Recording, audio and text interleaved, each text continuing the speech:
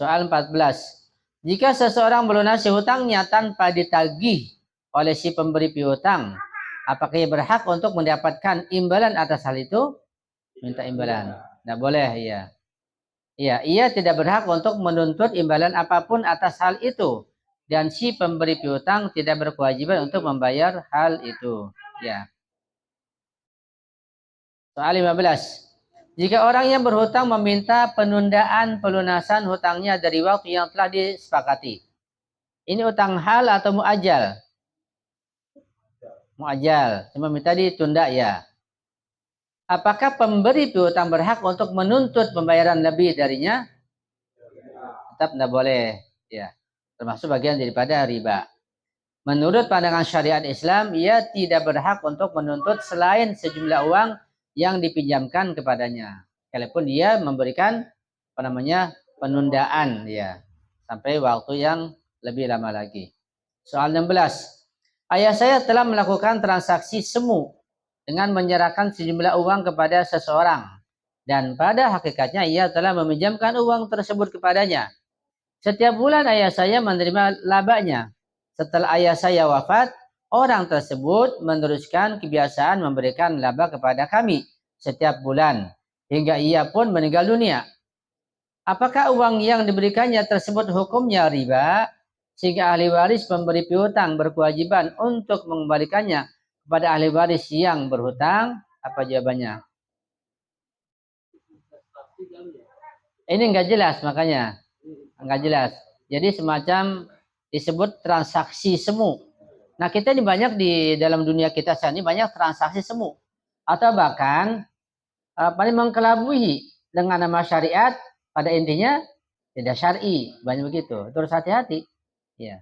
Jangan terpukau atau tertipu dengan nama syariat, nama Al-Qur'an, nama apa gitu. Lihat isinya. Ini semu, ini berbahaya. Jadi gimana tugasnya ini? Ya, jadi ayahnya itu memberikan uang tanpa nggak jelas, transaksinya semu, ya. Tapi yang diberikan itu dibuat modal, untungkan, ya dia ngasih tiap bulan pada yang memberikan pinjaman itu, atau bukan pinjaman atau nggak jelas itu. Terus sampai meninggal terus diberikan, ya. Ya karena semu maka pemberian itu dianggap riba, tidak boleh, karena nggak jelas apakah pinjaman atau apa, maka dianggap sebagai pinjaman. Kalau mudharabah, ini mudharabah jelas. Ini syirkah jelas, ini enggak jelas. Jadi sesuai dengan asumsi yang telah disebutkan di dalam soal, dapat dipahami bahwa pada dasarnya muamalah yang dilakukan tersebut adalah hutang piutang. Dengan demikian, maka setiap uang yang telah diterima oleh ayah Anda adalah uang riba yang harus dikembalikan oleh ahli warisnya kepada ahli waris si peminjam. Soal 17.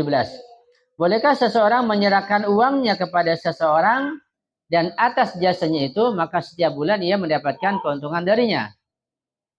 Boleh nggak? Ya. Ya. Bolehkah seseorang menyerahkan uangnya kepada seorang dan atas jasanya itu maka setiap bulannya ia mendapatkan keuntungan? Nggak ada transaksi yang jelas, nggak ada akad yang jelas. Ya. Gimana jawabannya? Ketika akadnya nggak jelas maka tidak boleh. Jika mereka menyerahkan uang tersebut untuk dijalankan di bawah salah satu akad yang dibenarkan dalam syariat, maka muamalah tersebut tidak bermasalah. Kalau akadnya jelas, apakah mudharabah, apakah syirkah atau apa gitu. Begitu juga uang atau laba keuntungan yang diperolehnya tidak bermasalah kalau akadnya jelas. Namun jika mereka memberikannya sebagai hutang atau pinjaman, maka walaupun hutang piutang tersebut sah hukumnya, uang laba yang diterima itu adalah riba dan haram hukumnya. Soal 18. Seseorang meminjam uang untuk tujuan ia gunakan sebagai modal usaha. Jika usaha yang ia lakukan berhasil, bolehkah ia memberikan sebagian hasil keuntungannya yang diperolehnya kepada pemberi hutang? Bolehkah si pemberi hutang menuntut hal itu? Jawabannya tidak boleh, ya.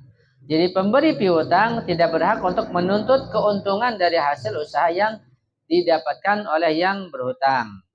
Namun jika ia yang berhutang ingin berbuat baik berbuat ihsan dengan memberi sebagian keuntungan yang diperolehnya kepadanya pada pemberi berhutang tanpa adanya kesepakatan sebelumnya, maka itu tidak bermasalah dan malah hal itu dianjurkan atau disunatkan.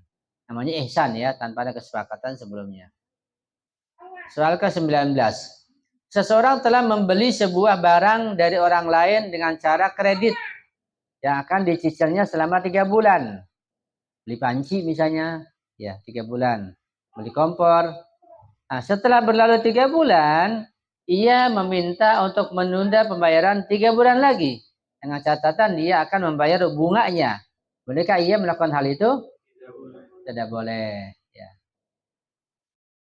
Sebab termasuk yang riba dan diharamkan.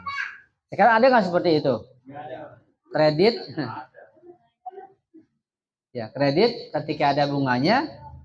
Kalau kredit murni sekalipun harganya lebih mahal, boleh. Ya.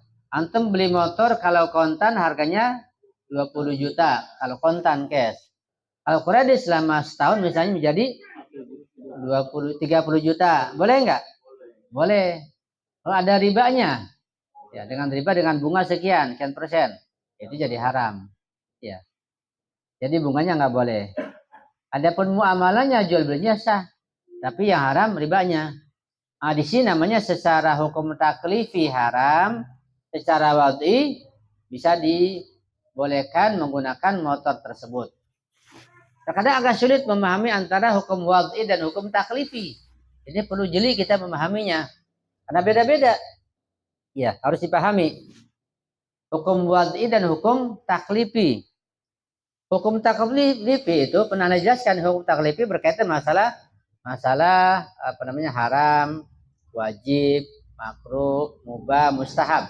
Ada 5 itu hukum taklifi. Ya, wajib, mustahab, haram, mubah, makruh. Ini hukum taklifi. Hukum wad'i itu apa?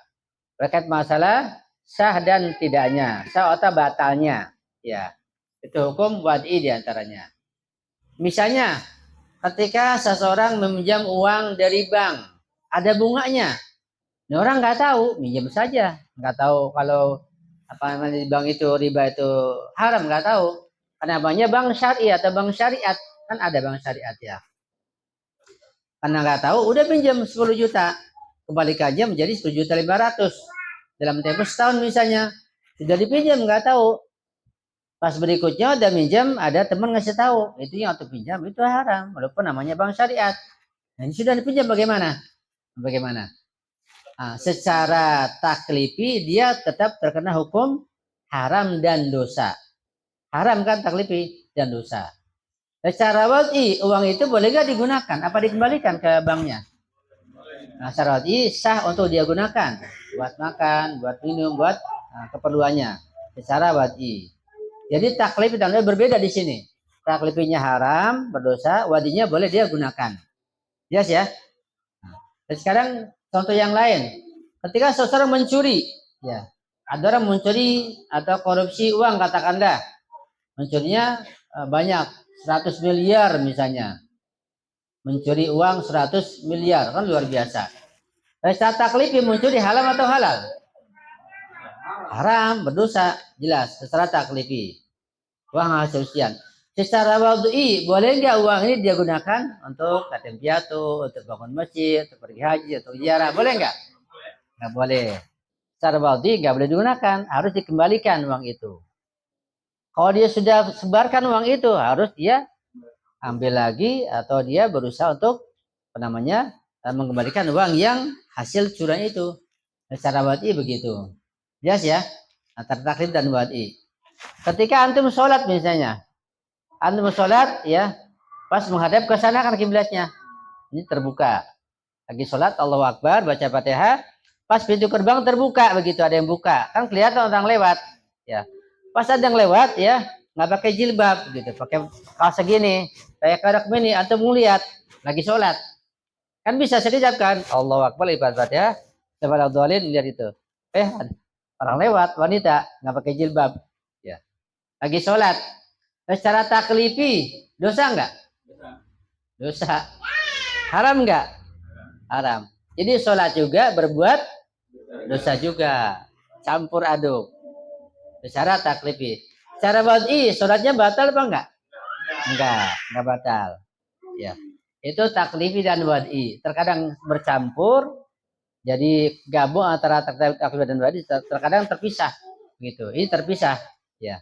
Jadi sholatnya tetap sah, tapi dia tetap berdosa. Itu fikih sangat luas. Karena fikih jika begini, maka begini. Jika begitu, maka begitu. Nah, biasanya akhlak bersifat global.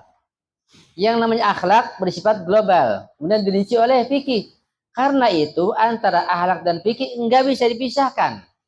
Apalagi dalam fikih ada hukum awal, ada hukum sanawi, ada unwan awal, ada unwan sanawi. Ya. Kayak merokok, obat yang sehat, ya halal, enggak ada masalah.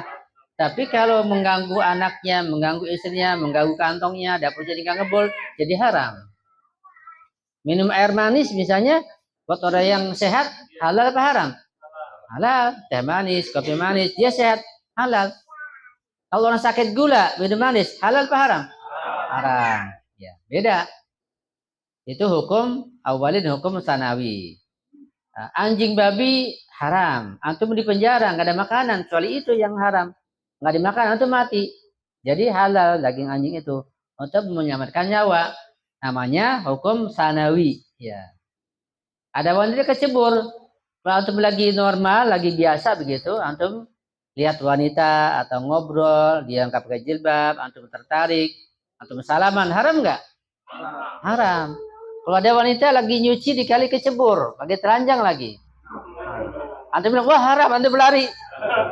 Enggak, di sini antum wajib kecebur, antum tarik gendong nggak apa-apa. Itu bukan akhlak, itu fikih juga. Tapi hukum sanawi. Fikih sangat luas. Nah, itu akhlak sifatnya global, fikih itu luas ya. Misalnya secara akhlak menolong orang, bahkan menolong hewan, bahkan mengasihani orang dan hewan secara akhlak dianjurkan enggak? Dianjurkan. Semua agama, semua orang tolong-tolong itu dianjurkan. Atau hewan pun harus ditolongin, dibantu. Ya lagi kehausan misalnya. Itu akhlak, ya. Sekarang fikih merincinya. Ketika ada ular berbisa, ya. Gimana tolongin, ditangkap begitu? Ya enggak, kalau itu ular berbisa dibunuh. Jangan mentang-mentang kita harus nolongin hewan, ada nyamuk dia biarin aja kasihan. Enggak, secara fikih nyamuk itu boleh dibunuh, ya mengganggu. Atau kecoa boleh, tikus misalnya boleh secara fikih. Jika mentang-mentang secara akhlak menolong orang, hewan pun dibiarin aja gitu. Namanya ngawur. Fikih dengan akhlak nggak bisa dipisah-pisahkan. Jelas ya? Begitu. Jadi sangat luas pembahasan masalah fikih tersebut. Terkait masalah hewan, masalah orang, hubungan dengan orang kafir, dengan Yahudi, dibahas. Secara akhlak kita dengan Yahudi, orang kafir, ya harus berhubungan, hubungan dagang, hubungan macam-macam, boleh. Itu secara akhlak sosial. Secara fikih diatur.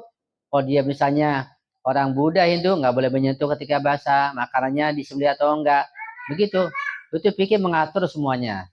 Ada akhlak saja enggak cukup, harus dengan fikih. Ya. Masalah makanan begitu juga. Ya harus diatur oleh undang-undang yang ada di fikih. Kalau enggak maka akan kacau, hanya dengan akhlak saja tidak akan cukup. Jadi nggak bisa dipisah-pisah antara fikih dengan akhlak. Ya. Misalnya ada sebagian orang karena dia sangat memperhatikan akhlak pada hewan, pada binatang, dia sangat sayang, cinta begitu. Dengan perasaannya dia kasihan. Sehingga akibatnya dia nggak mau makan daging kambing, daging sapi, daging ayam, nggak mau, semua daging nggak mau, karena kasihan. Bahkan nggak mau menyembelihnya. Itu halak saja. Ya. Nah, cara pikir bagaimana? Ya ketika kambing halal harus dimakan untuk protein. Bahkan dianjurkan. Bahkan minimal makan daging kambing itu 40 hari sekali minimal. 40 hari sekali minimal. Kalau enggak, ya dia akan merusak kesehatan tubuh. Jangan mentang-mentang kasihan sama hewan semuanya, nggak mau potong kambing, nggak mau makan daging kambing, kayak agama Kristen Advent misalnya. Itu nggak dibenarkan. Karena itu akhlak dipelajari, sifatnya global, fikih pun dipelajari. Jadi seimbang nanti antara fikih dan akhlak dan akidahnya benar. Ketika seimbang, maka dia akan Jadi manusia sempurna, bahagia dunia dan akhirat. Dan tidak mungkin seseorang akan sempurna akidah, fikih dan akhlaknya kalau tidak mengikuti syariat Ahlul Bait yang sampai kepada Rasulullah. Ahlul Bait di sini artinya imam 12 atau 12 orang imam. Itu yang sempurna. Jadi syariat, fikih, ajaran apapun selain dari 12 imam tidak akan lengkap. Baik akidahnya, fikihnya, dan akhlaknya. Kalau pengen lengkap, ingin sempurna, maka kaji syariat, ajaran Allah lewat Rasulullah, lewat Ahlul Bait, yaitu lewat 12 orang imam. Yang 12 orang imam ini diapresiasi semua ulama tanpa kecuali. Tidak ada ulama yang menolak imam 12 ini, nggak ada, karena semua mereka bintang-bintang yang sempurna, yang terang. Cuma pada tataran penerimaan dan pengamalan, ya masing-masing punya sifat fanatik. Tapi secara akidah semua mengakui begitu, semua menerima karena kepentingan tertentu atau karena nggak paham atau karena bayaran, akhirnya menolak. Jadi kalau ingin sempurna ajaran kita, akhlaknya, fikihnya, akidahnya harus lewat Ahlul Bait, yaitu imam 12 ini sampai kepada Rasulullah, sampai kepada Allah, dan akan sempurna hidup kita dunia akhirat dan yakin masuk surga dengan jalan ini. Ya, walaupun jalan surga yang lain banyak, tapi surga yang rendahan nantinya. Jalan surga banyak sekali, cuma ada surga yang rendah. Surga yang kelas VIP, ya, yang betul-betul sempurna lewat jalur ini insya Allah. Benar-benar kita termasuk orang yang ikut jalur Ahlul Bait sampai kepada Rasulullah dan Allah terima dunia dan akhirat. Amin ya rabbal alamin. Sampai di sini ada pertanyaan, dipersilakan. Ada pertanyaan yang selain ini, soal bebas insya Allah. Assalamualaikum warahmatullahi wabarakatuh. Assalamualaikum. Ya. Mengenai yang tadi kan ada yang mengenai apa, orang meminjam uang terus di apa itu kan nggak ada ini yang diberikan KP itu kan nggak ada dibicarakan. Seandainya bisa. Ya, ketika sudah disepakati dan harus jelas, tidak ada yang dirugikan, boleh. Tapi yang apa yang kalau dengan terpaksa dan merasa rugi nggak boleh. Harus dengan kerelaan dan kesepakatan. Jadi membayar hutang itu ketika hutangnya berupa uang, boleh dilunasi dengan apa saja, dengan uang lagi, uang rupiah, dengan dolar, dengan tanah, dengan motor, mobil boleh, tapi sesuai dengan harga hutangnya itu dan dengan kerelaan. Nggak apa-apa, nggak ada masalah, dibolehkan. Ya. Terus ada misalnya kita membeli rumah, itu kan dengan bank syariah atau bank muamalah atau sebagainya. Selama ada bunganya tetap nggak boleh. Cuma pada kondisi terpaksa, ya nggak ada masalah. Tapi jangan diniati bayar bunga, niati ngasih hadiah. Sejak awal kita sudah niat. Pertama kita tahu kondisi kita, nggak mungkin ada jalan lain kecuali dengan jalan itu. Terpaksa, ya udah laksanakan. Sabar membolehkan, tapi dengan niat. Ketika ada bunganya, jangan niat bayar bunga, tapi niati sebagai hadiah. Tetap riba di situ, tapi nggak boleh pada hukum awalinya. Ya.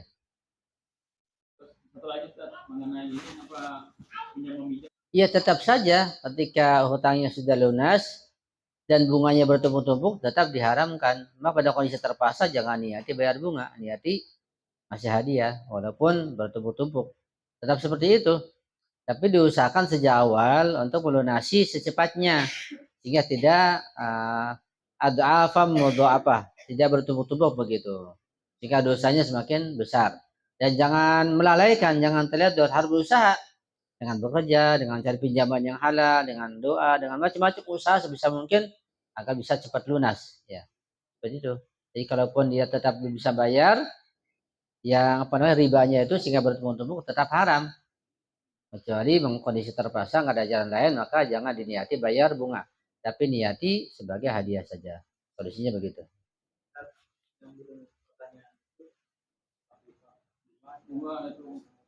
Iya. Dua kali lipat misalnya 100 juta nih, sedangkan kan udah pokoknya dan kelebihan 110 kita bayar udah kita bayar nih ke lembaga tersebut. Cuma dianggap oleh bank tersebut bunga sampai 100 juta misalnya sampai 200 juta itu kan nggak masuk akal itu. Iya. Tetap diwajibkan membayar pokok hutangnya. Pokok hutang kepada siapapun, pada negara, kepada bank, pada perorangan, siapapun, pokok hutangnya wajib dibayar. Adapun bunganya nggak wajib dibayar.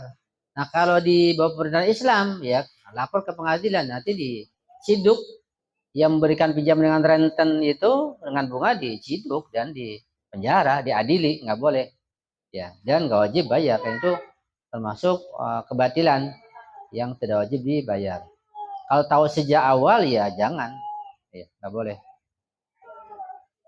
Dan apakah kita harus tetap mengingatkan orang itu? Padahal dia memang benar kita meminjamkan tapi dia pura-pura lupa. Memang tidak ada saksi di saat itu. Ya, di sini ada beberapa masalah. Yang pertama, ketika uang itu diberikan, itu akadnya memberikan pinjaman untuk usaha ataukah ada perjanjian mudharabah. Nah, ketika ada perjanjian untuk mudharabah, kan berarti bukan pinjaman, kerjasama dan untuk usaha, untuk dagang. Ketika akadnya mudharabah, ada keuntungan tentunya, dan keuntungan nanti ada perjanjian berapa presentasinya, berapa, apakah si pengelola itu 60%, si pemodal 4%, atau bagaimana. Ada perjanjian pembagian keuntungan kalau akadnya dari awal itu mudharabah. Tapi sejak awal pemberian uang itu harus jelas, ini ngasih uang ini apa unwannya, apa tujuannya, mudharabah atau bukan. Atau kalau yang kedua, karena si peminjam ini mengatakan saya pinjam uang untuk apa? Untuk usaha, misalnya untuk dagang. Nah, kalau yang kedua ini dia pinjam uang untuk usaha, berarti kan meminjam uang. Maka pemberi pinjaman tidak berhak untuk mencari atau menagih atau mengharapkan keuntungan darinya. Kalau mengharapkan keuntungan atau menagih, maka keuntungannya ya, maka berarti riba. Karena sejak awal dia bilangnya meminjam untuk usaha, bukan mudharabah. Ini kalau yang kedua, ya. Kemudian baik pertama ataupun yang kedua, kalau yang pertama itu ketika akan mudharabah bisa dibatalkan, maka si pengelola wajib mengembalikan modalnya, ya. Dan keuntungan bagaimana? Keuntungan sesuai dengan perjanjian, ya. Ketika ada kemudian tidak diberikan, ya sebagai hutang dari si pengelola kalau mudharabah. Kalau digagalkan atau dihentikan, maka si pengelola mengembalikan modal utamanya. Juga kalau ada keuntungan, maka berikan keuntungan pada si pengelola kalau ada. Kalau nggak ada, maka sebagai hutangnya. Itu kalau mudharabah, ya. Kalau misalnya bukan mudharabah, sebagai pinjaman untuk usaha, ya. Pertama, si pemodal atau pemberi ini tidak berhak untuk meminta keuntungan karena bukan mudharabah tapi pinjaman. Yang kedua, kalau si peminjam tidak juga membayar di dalam Islam ya, maka diberikan tangguh sampai dia bisa melunasi, sampai dia kelihatan mampu begitu. Nah, setelah mampu, dia sudah mampu, kelihatan mampu membayar, dan juga ada yang dijual, maka ditagih. Enggak juga ditagih terus, atau ada barang yang misalnya yang harus dijual, dikasih tahu, wajib menjual barang yang lebih, bukan barang yang dibutuhkan. Kalau ada motor yang diperlukan untuk usaha atau mobil usaha, ya nggak boleh dijual, atau rumah saja. Jadi yang lebih, ada motor 2, ya jual 1, ada mobil 2, jual 1. Atau apa yang bisa dijual untuk melunasi hutangnya itu. Kalau ada barang lebih, uang sudah lebih, gaji cukup, nggak lunas juga, maka dengan cara paksa, bisa dengan ke pengadilan gitu. Ya, itu caranya. Tapi misalnya ke pengadilan juga nggak enak misalnya, ya. Atau mau nagih pun sudah nggak enak, ya. Ya sudah sangat sulit. Ya kalau mengikhlaskan, merelakan, boleh-boleh saja. Tapi dikasih tahu pada dia, sudah saya ikhlaskan saja, nggak apa-apa. Gitu nggak apa-apa. Jadi ada dua cara, bisa dengan ditagih, atau ke pengadilan, atau dengan bantuan orang ketiga secara baik-baik karena sudah mampu. Lain halnya kalau tidak mampu, lain halnya. Kalau sudah mampu, punya kelebihan, sudah makmur begitu, maka wajib melunasinya dengan cara apapun. Ya, dengan bantuan orang ketiga, bantuan ustadz atau kiai atau lembaga bisa. Dengan cara-cara yang baik bertahap begitu sampai pada tingkat terakhir ya ke pengadilan. Kalau mau diikhlaskan ya nggak apa-apa. Itu yang termasuk bagian dari akhlaknya di situ. Sudah diikhlaskan saja. Telepon mungkin berat dan terpaksa, nggak masalah, ada pahalanya juga. Serahkan kepada Allah. Karena tidak ada pinjaman apapun, melainkan dalam pinjaman itu baik dilunasi ataupun tidak, melainkan Allah akan berikan gantinya. Itu pasti insya Allah. Di dunia dan di akhirat insya Allah. Itu jawabannya. Jelas ya insya Allah. Ya. Ada soal yang lain? Hmm. Hmm. Ya.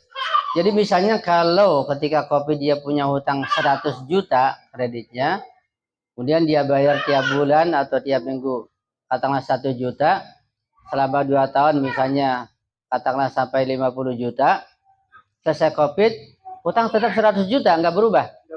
Oh. Jadi kalau begitu ada jalur khusus bisa, sehingga hutangnya tinggal 50 juta, harus begitu. Ya. Nah, itu sejak awal harus jelas sebenarnya ini pembayaran cicilan ini termasuk bayar hutang atau bunganya saja.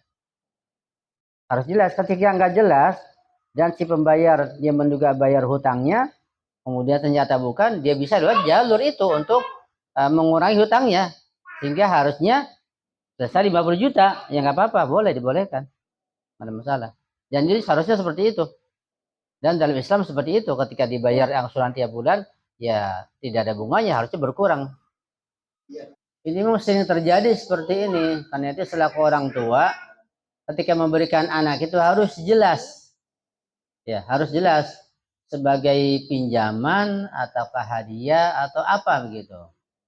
Ketika jelas, ini anak berikan sebagai orang tua, udah untuk antum ambil. Hibah misalnya. Udah bikin tertulis, dicatat sebagai hibah, milik selamanya. Ketika sudah hibah, nanti si pemberi meninggal, orang tuanya, bukan lagi di warisan, yang sudah diberikan ketika masih hidup. Ketika diberikan pada anak-anaknya dan dia masih hidup, yang diberikan itu namanya hibah. Jadi nggak bisa dianggap sebagai harta warisan, nggak bisa dibagi lagi. Yang belum dibagi, yang masih dia tempati itu sebagai warisan. Jadi milik bersama. Ketika ada misalnya tidak ada kesepakatan, ada keributan, salah paham, harus dirembukan bersama sehingga jelas ya secara hukum. Ketika ada kesepakatan bersama, misalnya ini untuk siapa, karena nggak jelas, maka kesepakatan itu dibolehkan dengan jalan musyawarah, dengan jalan suluh. Ketika tidak jelas, biasanya atas barang-barang atau tanah atau rumah yang belum jelas ini. Ya, ini sudah dibagi atau belum? Buat siapa? Nggak jelas. Itu bisa dirembukan. Ya, kalau masih diragukan. Nah, kalau sudah dibagikan ketika masih hidup, harta rumah yang didapati pun sudah dia bagikan, orang tua ini sudah dia jelaskan bagian anak paling bontot, maka bukan lagi warisan, nggak bisa dituntut. Kalau jelas, ya, itu perlu adanya kesepakatan, adanya saksi. Ketika nggak ada saksi, nggak ada catatan, tetap dalam keributan, saling mempertahankan kepentingannya, maka dengan jalan pengadilan, dengan jalan pengadilan. Kalau enggak, dengan jalan kesepakatan bersama. Kalau nggak bisa juga ya panggil aparat atau ulama atau kiai untuk bisa diselesaikan. Itu solusinya. Nah, jadi pelajaran bahwa itu seringkali terjadi. Nah, selaku orang tua ketika memberikan anaknya harus jelas. Jangan sampai terjadi kesalahpahaman dan nanti akan bingung jadinya. Itu masalah hal seperti itu. Bahkan harta suami istri harus jelas. Ya, kalau nggak jelas akan menimbulkan keributan. Biasa apalagi kalau suami bekerja, istri kerja juga. Ini bagaimana? Kadang kan bagian istri atau gaji istri kan masuk ke pengeluaran juga. Ya, apalagi kalau kadang-kadang suaminya nggak punya uang. Uang dari mana? Untuk beli rokok dari uang istri juga begitu. Ini repot. Ya, harus jelas. Ketika istri bekerja, pertama dapat izin dari suami enggak? Ketika diizinkan, nah maka gaji istri, hak istri sepenuhnya. Si suami enggak boleh mengganggu gugat. Nah, istri dan anak dari gaji suami, nafkahnya begitu. Boleh sejak awal si suami memberikan perjanjian. Saya izinkan kamu bekerja, tapi gaji separuh untuk dikeluarkan di keluarga. Enggak apa-apa ketika disepakati. Ketika nggak ada kesepakatan, maka semua yang dimiliki istri dari gajinya, keuntungannya itu milik istri ketika istrinya bekerja. Dan sering terjadi dan hampir rata-rata terjadi kalau usahanya itu dagang, ya dagang di pasar, dagang di rumah, dagang kaki lima, dagang apa saja atau punya toko dan warung, hampir sering terjadi atau rata-rata hampir dipastikan istrinya pun pasti membantu. Iya. Nah, kalau membantunya itu banyak, modal juga, ini juga, semua juga, ketika nggak dicatat, ya akan repot. Harus jelas. Ketika misalnya semuanya punya suami, ya tempatnya, nyewanya, gedungnya, modalnya punya suami, istri hanya membantu saja, harus jelas istri bagi berapa membantu. bekerja di toko itu harus jelas. Sehingga jelas istri punya bagian berapa. Kecuali istri sejak awal udah saya bantu nggak mengharapkan gaji apa-apa. Itu jelas dari awal, istri tidak mengharapkan apa-apa. Ya. Atau kalau nanti istrinya juga memberikan modal juga, berarti ada kerjasama di situ. Istri bagian lebih banyak lagi. Nanti humusnya berbeda juga.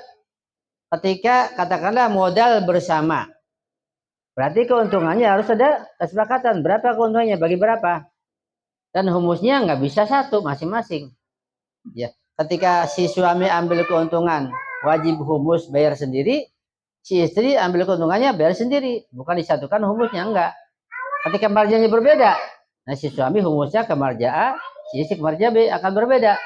Itu perlu diatur sedetail mungkin sehingga tidak terjadi kesalahpahaman. Kalau salah paham nanti keuntungannya enggak jelas, bagian berapa. Ketika nanti terjadi sesuatu tambah repot lagi. Sedekahnya bagaimana, humusnya bagaimana. Nanti ketika meninggal ahli warisnya bagaimana, anaknya bagaimana. Nah, anak biaya sekolah, kuliah dari mana? Harus jelas. Tuh kalau harta milik bersama atau usaha dan keuntungan bersama. Fikihnya harus jelas sehingga tidak sampai nanti bermasalah di dunia juga bermasalah di akhirat. Jadi fikih harus betul-betul dipahami dengan baik sehingga bisa sesuai dengan hukum Allah Subhanahu wa taala. Jadi paham ya insyaallah.